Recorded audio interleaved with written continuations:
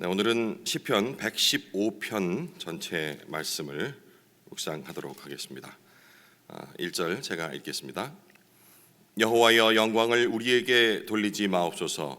우리에게 돌리지 마옵소서. 오직 주는 인자하시고 진실하심으로 주의 이름에만 영광을 돌리소서. 어찌하여 뭇 나라가 그들의 하나님이 이제 어디 있느냐 말하게 하리까. 오직 우리 하나님은 하늘에 계셔서 원하시는 모든 것을 행하셨나이다. 그들의 우상들은 은과 금이요 사람이 손으로 만든 것이라. 입이 있어도 말하지 못하며 눈이 있어도 보지 못하며 귀가 있어도 듣지 못하며 코가 있어도 냄새 맡지 못하며 손이 있어도 만지지 못하며 발이 있어도 걷지 못하며 목구멍이 있어도 작은 소리조차 내지 못하느니라. 우상들을 만드는 자들과 그것을 의지하는 자들이 다 그와 같으리로다. 이스라엘아, 여호와를 의지하라. 그는 너희의 도움이시요 너희의 방패시로다. 아론의 집이여, 여호와를 의지하라. 그는 너희의 도움이시요 너희의 방패시로다. 여호와를 경외하는 자들아, 너희는 여호와를 의지하여라. 그는 너희의 도움이시요 너희의 방패시로다. 여호와께서 우리를 생각하사 복을 주시되 이스라엘 집에도 복을 주시고 아론의 집에도 복을 주시며 높은 사람이나 낮은 사람을 막론하고 여호와를 경외하는 자들에게 복을 주시리로다. 여호와께서 너희를 곧 너희와 너희의 자손을 더욱 번창하게 하시기를 원하노라. 너희는 천지를 지신 여호와께 복을 받는 자로다. 하늘은 여호와의 하늘이라도 땅은 사람에게 주셨노라. 죽은 자들은 여호와를 찬양하지 못하나니 적막한 데로 내려가는 자들은 아무도 찬양하지 못하리로다. 우리는 이제부터 영원까지 여호와를 송축하리로다. 할렐루야. 네, 시편 115편은 전체적으로 오직 하나님께만 영광을 돌리라라는 주제로 인간이나 다른 어떤 대상이 아닌 하나님의 능력과 그런 주권을 강조하는 시라고 생각할 수 있습니다. 그 이유로 우상의 무가치함을 설명을 하고 또 하나님에 대한 무너진 그런 신뢰를 회복하라고 시인은 권면을 하고 있죠. 그리고 마지막으로 하나님을 신뢰하는 자들에게 주시는 하나님의 복에 대해서도 언급을 하고 있습니다. 신앙생활을 이제 막 시작하신 분이 아니라면 너무나 익숙해서 어찌 보면은 딱히 새로울 것이 없는 그런 내용처럼 느껴지기까지 합니다. 어쩌면 이 시가 지어지고 불려졌을 그 다윗의 시대 때에도 지금처럼 비슷하지 않았을까. 사람이라는 게 쉬 또 망각하기도 하고 익숙해져 가지고 특별하지 않게 생각하는 그런 특성이 있지 않습니까? 그러다 보니 때마다 계속 부르니까 뭐 행사, 연례 행사, 연중 행사, 그리고 늘상 하는 뭐 이 정도로 그 시대 때도 그러지 않았을까라는 그런 엉뚱한 생각이 들더라고요. 그때는 잘했는데 이제 막 수천 년이 흘러서 우리가 이제 무뎌졌다 이런 적용보다는 우리가 같은 뭐 찬양도 모르는 찬양, 물론 모르는 찬양 불렀을 적에 어려워하는 분도 있지만 그 새로운 또 은혜가 있다라고 또 느끼는 분들도 있지 않습니까? 근데 그것도 이제 계속 몇 번 부르면 아이고 우리 전사님 맨날 똑같은 노래만 계속 부르고 이렇게 또 생각하는 것과 비슷하지 않을까 싶어요. 흔히 하는 말로 우리 그 학생들에게 우리 부모님들도 그렇고 선생님도 그렇고 그냥 교과서만 열심히 충실하면 돼. 그것만 봐도 충분해. 라고 얘기를 하는데 사실 그런 얘기하는 사람들이 저는 뭐 예를 들어 수능 만점 받고서 좋은 대학 서울대학 들어갔다는 친구를 인터뷰해 보면은 자기는 과외 한 번도 안 했다거든요. 교과서만 그냥 충실히 봤다 하는데 알고 보면은 다른 참고서들을 많이 의지하는 것과 비슷합니다. 아마 이 시의 저자도 그런 걸 생각하지 않았을까 싶어요. 인간의 속성에 대해서. 자, 이게 지금 교과서 텍스트라고서 하나님에 대한 속성을 지금 설명을 하는데 이 이상 설명을 못 해요. 아니면 다른 미사역을 넣든지 이렇게 생각도 해봤겠죠. 근데 결국은 본질 부분 들어가야 된다 해서 아마 지금 우리가 읽었을 때 하나님 속성 다 알만한 것들이고 이런 것들이야. 하나님을 찬양해야지, 찬송해야지. 하나님밖에 없어. 이거 다 알고 있는 거, 알고 있다고 생각하는 것을 인지하고 있으면서도 이렇게밖에 얘기할 수가 없는 겁니다.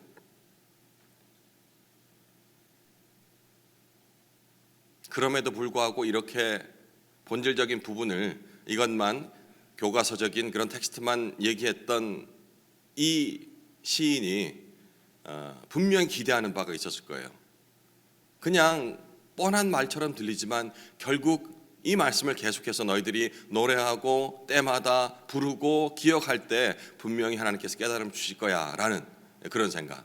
제가 왜 이 얘기를 들었냐니까 오늘 읽으면서도 우리 앉아 계신 저 역시도 이거를 어떻게 특별히 설명할 필요가 있나? 라는 생각을 어제 잠깐 했었거든요. 너무 잘 알고 있는 하나님에 대한 속성이고 우리가 마땅히 해야 할 일이라는 것을 알고 있음에도 불구하고 뭘 어떻게 설명하지라는 생각을 하다가 그래, 본질을 다시 한번 묵상함에 있어서 분명히 성령께서 새로운 깨달음을 주실 거야 라는 그런 마음을 고쳐먹고 어제 봤는데 보통은 1시간 반 길어야 한 2시간 정도 하는데 이거 어제는 그렇게 마음을 먹고 났더니 이 시편 115편 내용들이 점점 새롭게 와닿더라고요. 동일한 은혜가 오늘 시간 여러분께도 임하시기를 기대하는 마음으로 자 1절부터 한번 살펴보겠습니다. 여호와여 영광을 우리에게 돌리지 마옵소서. 우리에게 돌리지 마옵소서. 오직 주는 인자하시고 진실하심으로 주의 이름에만 영광을 돌리소서. 전 개인적으로 우리 그리스도인들이 특히 현대교회에서 이 구절을 제대로 지키지 못하고 있다고 생각을 합니다. 뭔 소린가 싶을 텐데요. 냉정하게 오늘 진짜 냉정한 얘기들을 많이 할 거예요. 제 속 마음에 있는 얘기들. 하나님의 이름으로 하는 모든 예배 행위를 비롯해서 특히 중대한 일을 할 때나 혹은 하고 나서 그 결과에 대한 공로를 사람에게 돌리는 그런 실수를 무의식적으로 우리가 많이 하거든요. 가장 자주 하는 실수가 예배 후에 설교자에게 은혜 많이 받았습니다. 다른 곳에서는 듣지 못하던 정말 감동적인 설교였습니다 라고 말하는 것 자주 보죠? 자주 하기도 하고 심지어는 실제로 설교 시간에는 실컷 졸고서는 미안한 마음에 예의상으로 이런 말들을 인사치레로 합니다. 혹은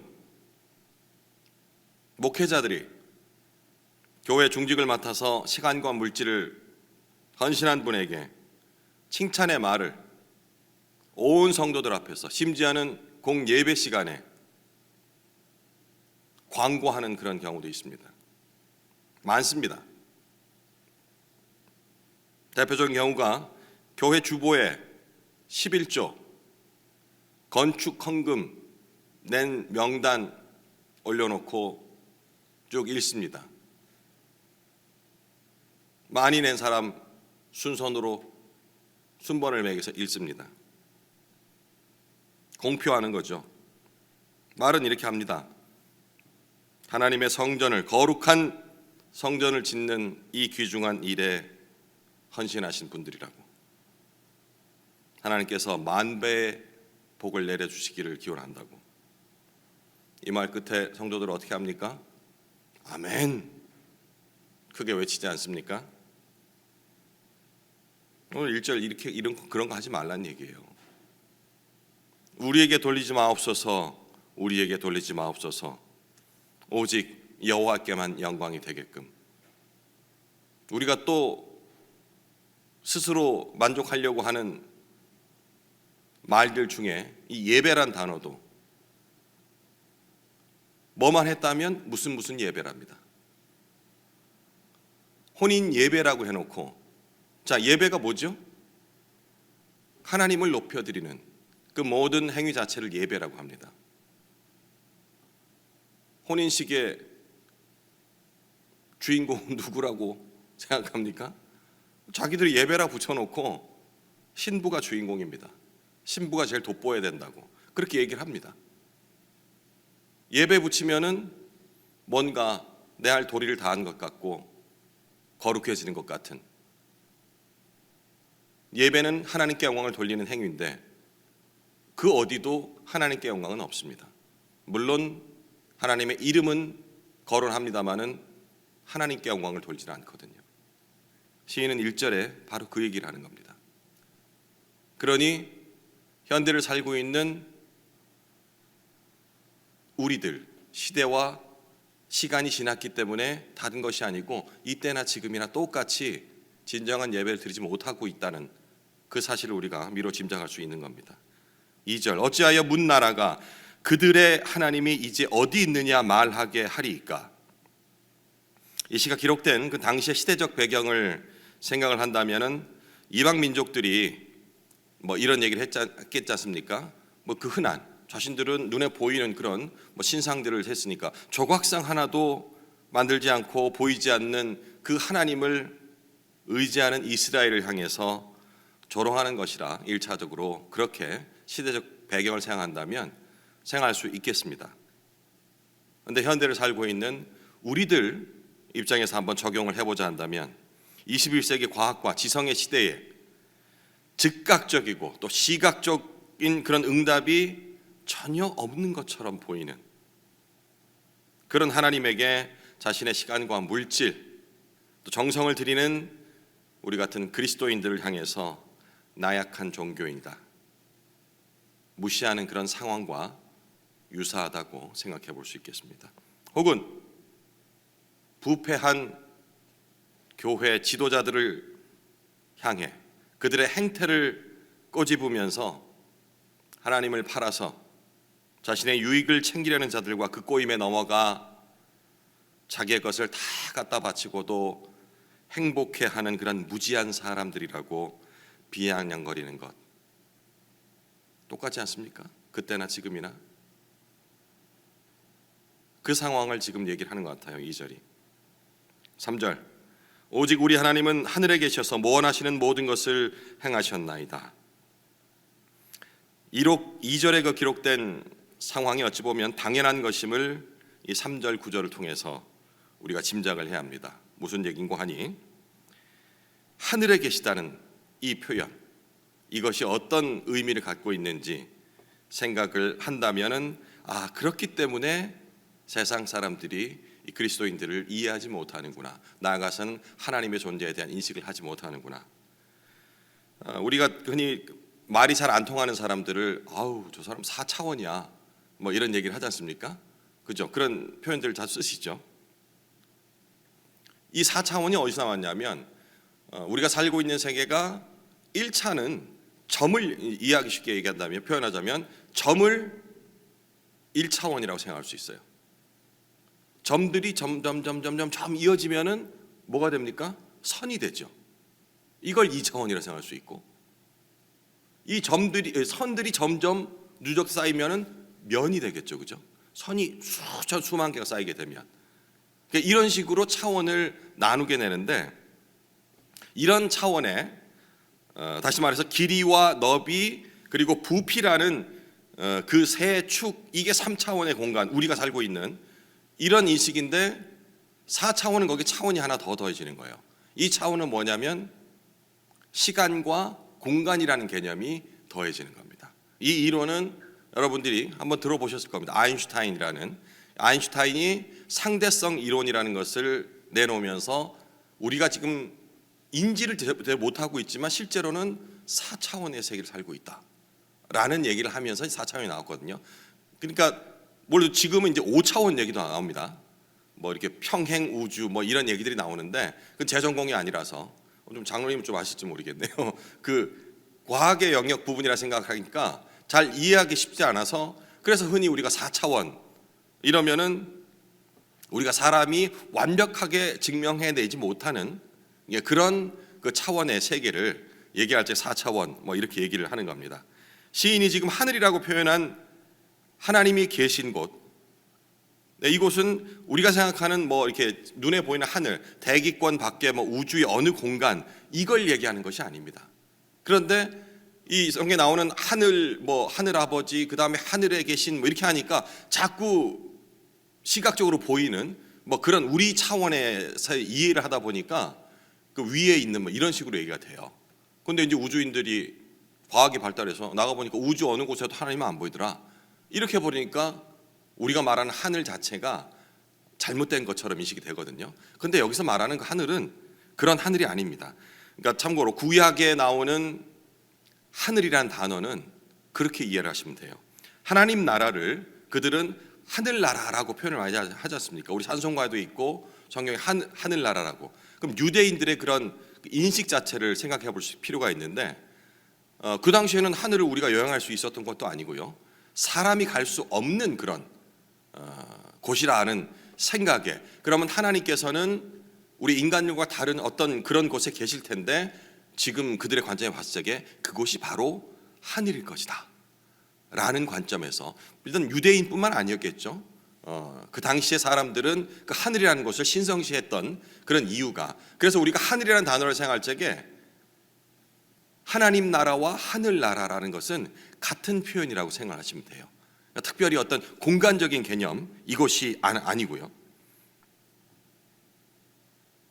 그러니 이해할 수 없는 그 하늘에 계신 하나님의 통치하심과 섭리하심들을 어찌 사람들이 이해할 것이며, 그 이해하지 못하는 사람들이 그곳을 바라보며 소망을 갖고 있는 우리들을, 그 당시는 이스라엘이 되겠죠, 이스라엘을 조롱하고 이해하지 못하는 것은 당연한 것이다 라는 그런 사실을 3절 하늘에 계신 그 하나님을 얘기하는 것을, 이 구절이 바로 그런 목적 때문에 들어갔다고 생각됩니다.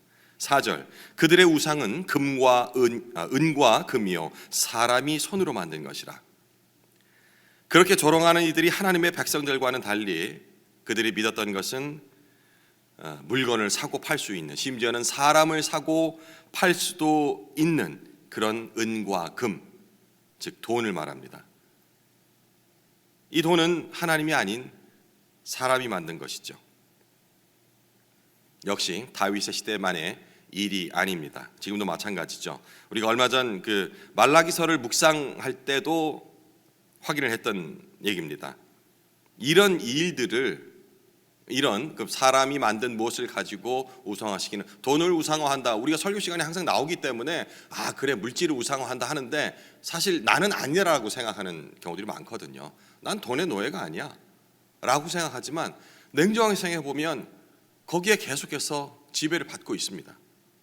그런데 이게 바깥에 그리스도인들이 아닌 사람들에게만 일어나는, 이방인들에만 일어나는 일이 아니고, 말라기서를 공부할 때 봤잖아요. 하나님이 택한 그런 백성이라는 이스라엘 백성이 하나님의 임재가 머무는 성소뿐만 아니라 드려지는 그런 예배 행위에서조차도 이러한 우상적인 요소들, 행위들이 만연해 있었다는 것을 우리가 말라기서를 통해서도 공부를 했습니다. 사람이 만든 것은 아무리 압도적인 스케일로가, 그 광대한 한눈에 보지도 눈에 들어오지도 않는, 앞에 딱 가면 거의 그냥 경건한 마음이, 압도적인 마음이 드는 그런 사이즈, 혹은 예술적 장식으로 어떻게 이렇게 섬세하게 표현했지? 살아 숨쉬는 것 같아 라는 표현을 하지 않습니까?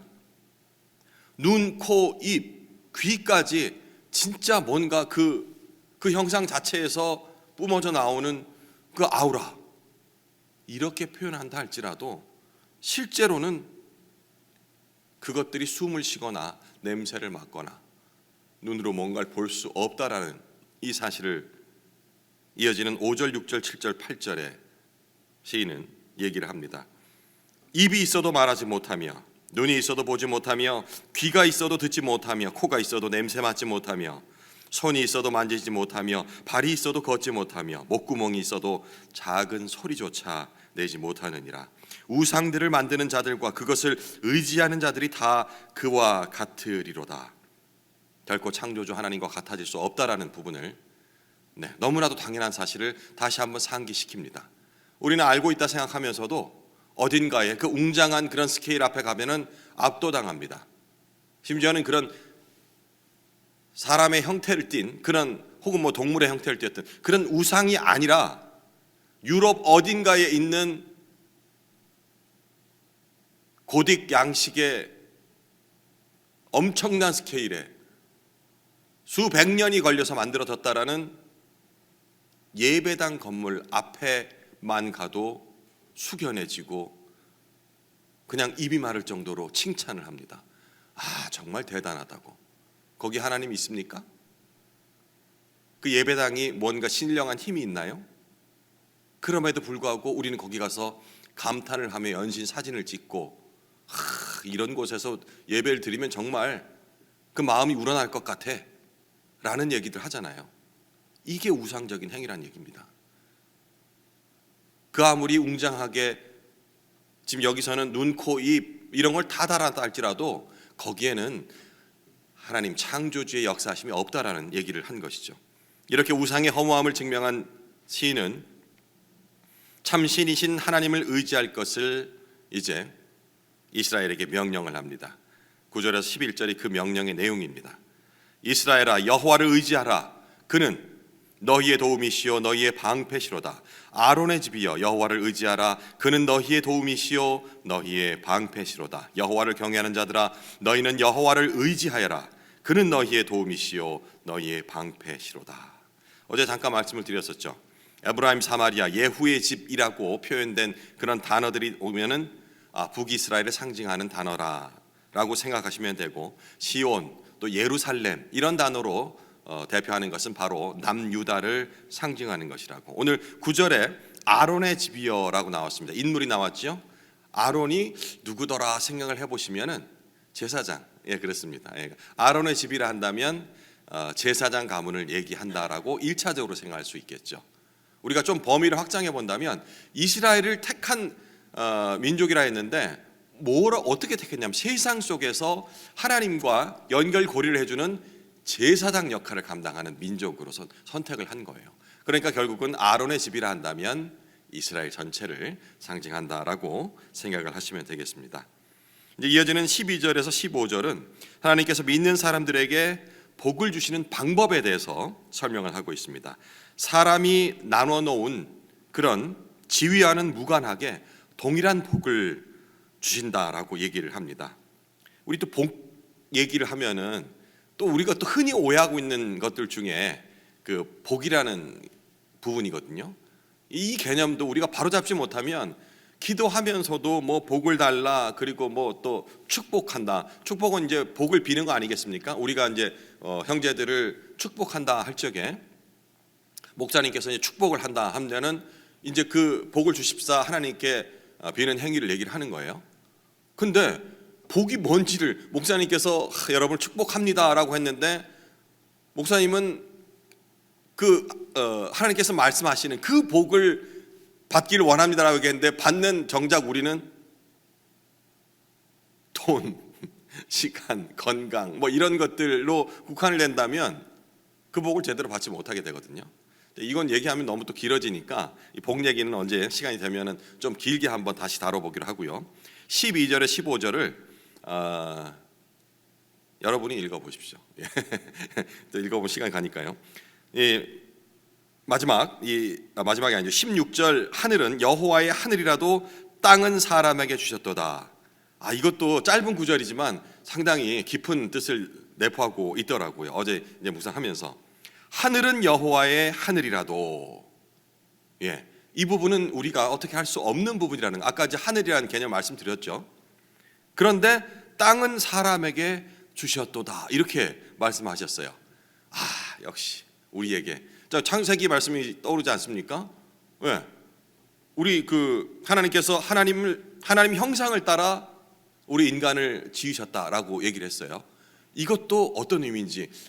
그러면 하나님의 형상을 따라라고 하니까 우리 또 시각적으로 하나님이 눈 두 개, 코 하나 뭐 이렇게 뭐 이거 하나님을 따라서 지었다라는 얘기인가? 라고 쉽게 생각할 수 있는데 그거보다는 속성을 얘기를 하는 겁니다.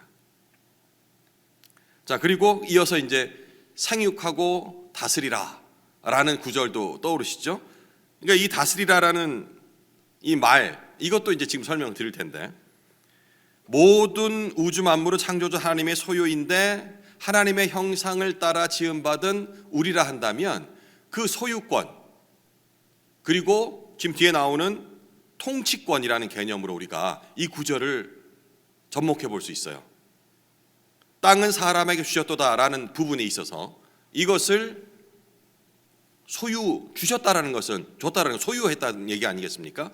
원래는 이 모든 것이 모든 우주 만물이 하나님의 소유이고 그분의 통치함을 받게 돼 있는데, 하나님의 형상을 따라 지음받은 우리 인간에게 그 소유권과 그리고 통치권을 우리에게 넘겨주신 거예요. 완전히 줬다기보다는 맡기신 거예요. 이런 차원으로 이해한다면 통치라는 개념이 내 거라는, 소유라는 개념을 훨씬 더 넘어 있다라는 부분을 우리가 짐작을 해야 되거든요. 통치자는 그들을 억압하고 내 마음대로 뭐 하고 싶은 대로 하는 것이 아니고 내 통치 아래에 있는 사람들을, 그리고 모든 것들을 보호하고 질서 있게 유지를 해야 되는 임무를 가진 거예요. 땅을 사람에게 주셨다라는 것은 그 땅을 질서 있게 유지하고 그 땅에 있는 모든 것들을 다치지 않게 보호하라는 그 명령이 들어있는 거예요. 그러니까 우리가 소유권, 통치권 이렇게 생각하다 보면은 다 내 것인 양, 내 마음대로 해도 되는 것인 양 생각을 하다 보니까 이 단어 소유라는 것, 통치라는 것을 이해하다 보니까 자꾸 오해를 하게 되는데, 하나님께서 우리에게 주신 위임하신 소유권과 통치권은 바로 그런 것인 겁니다. 다스리라는 것이 그들을 마음대로 억압하고 그리고 내 마음대로 사용하라는 것이 아니고 보호하고 질서 있게 유지하고 번성하게 만들라는, 그런 의미에서 하늘은 여호와의 하늘이라도 땅은 사람에게 주셨도다라는 구절을 이해를 하시면 좋을 것 같습니다. 17절, 죽은 자들은 여호와를 찬양하지 못하나니 적막한 데로 내려가는 자들은 아무도 찬양하지 못하리로다. 이것도 신학적인 관점에서 요한계시록의 그 내용들과 한번 연결지어서 본다 한다면 상당히 어려운 구절로 들어갈 수 있는데, 오늘은 그렇게 어렵게 접근하지 말고요, 상식선에서 이해를 하도록 하죠. 죽게 되면 그런 것들을 할 수 없다라는 거예요. 살아있을 때 잘하라는 얘기로 접목할 수도 있겠습니다. 마지막 18절에 보면은 우리는 하나님을 찬양하도록 지어진 존재라는 구절이 나오거든요. 그 본연의 임무인 여호와 하나님을 송축하라. 근데 이 일은 뭐 나중에 또 때가 돼서 나중에 이제 되면은 할게요라는 것이 아니고 지금 살아있을 때 무시로 해야 한다는 것입니다. 습관적으로 우리가 하는 후의 말이 있잖아요. 그때 하는 건데, 그때 뭐 할 걸, 그때 괜히 망설였어라는 표현을 하는데, 우리 입술의 이 찬양이 때와 장소를 가리지 않고 그치지 않아야 하는 그 이유는 바로 아무도 자신의 죽음을, 그 순간을 예측할 수 없다라는 것이죠. 알게 된다면 아닌 말로 그 직전에 해도 되겠지만 그 때를 모르기 때문에 무시로 우리가 항상 입술에 찬양을 달고 있어야 되는 겁니다. 삶의 우선순위에서 하나님을 송축한다는 것은 다시 말해 하나님을 예배한다는 얘기가 되겠습니다.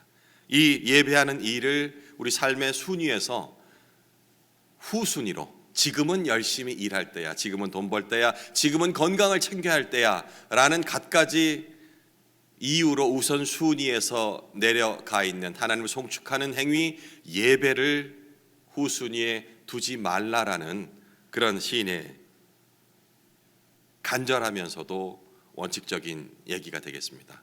마지막 18절 말씀을 우리 함께 소리내서 읽고 계속해서 개인 묵상을 이어가시도록 하겠습니다. 18절을 함께 소리내서 읽겠습니다. 시작.